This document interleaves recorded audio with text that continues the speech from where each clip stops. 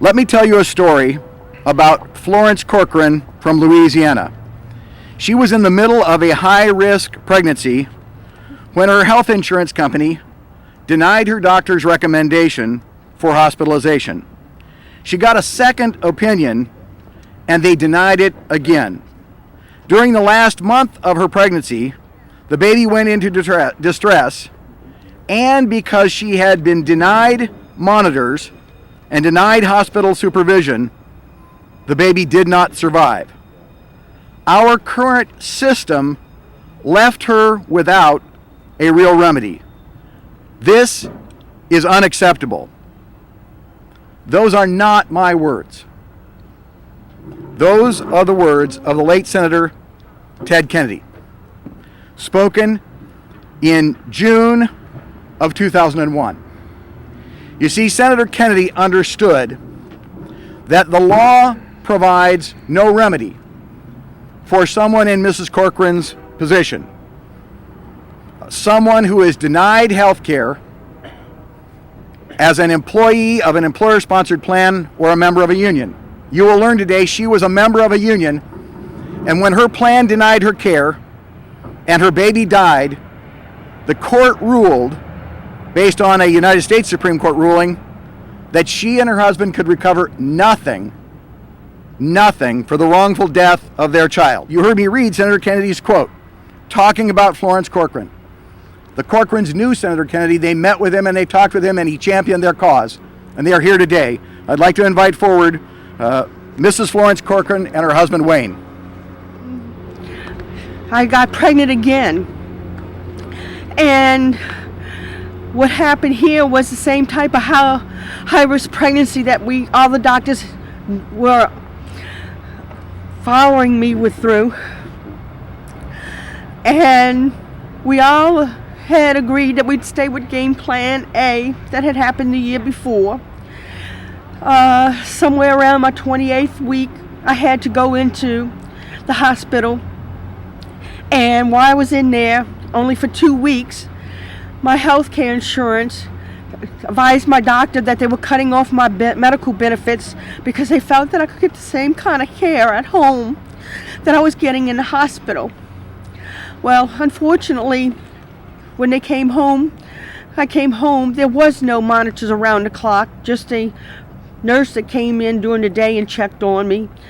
And 2 weeks later, during the night, something happened and the baby went into fetal distress. And what happened is the next morning when they came in to try to check for the heart rate and my blood pressure, we could not find any. And we went in to the doctor's office and we found out that my baby at 36, 37 weeks was dead.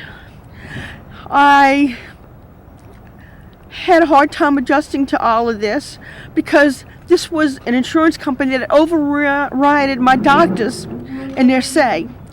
And I had no choice. And the insurance company made my doctor make me try to be induced for 3 days that I had to stay in the hospital with a dead baby inside of me until he finally came in and got fed up with the insurance company and did an emergency C-section without going over their head. And Lloyd would be 20 as of last week. And one of the provisions that I wanted to touch back on and everything is what I don't understand is how Nancy Pelosi and them and the ones that are trying to bring in this new health care reform can leave the part in that ERISA is okay when ERISA is not okay. They have to do away with ERISA. They have to give little people like us a chance to go to court and have a chance. It's not because it's frivolous lawsuits. Some of us have a legitimate lawsuit, okay, because it's negligent in a death.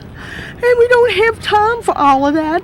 But people have to understand that There's got to be a compromise here of some sort. And I don't understand why they wanted for it. All of them were for it back 10 years ago, and now all of a sudden they're not for it, or they're trying to put it in there. And I think it's because of Karen Ignigney, who is over healthcare reform, is top, as I call her, the healthcare queen that makes these decisions and put in for these politicians, okay, so big business can get in.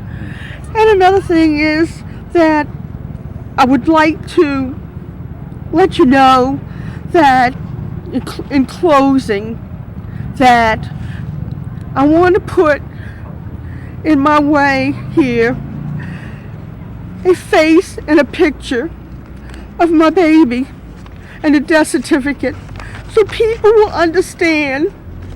I keep this in my wallet all the time. And this is a death certificate and a picture of Lloyd. And he would be here today if it wasn't because the insurance company was negligent in forcing me out of the hospital. I've tried to touch on as much as I can.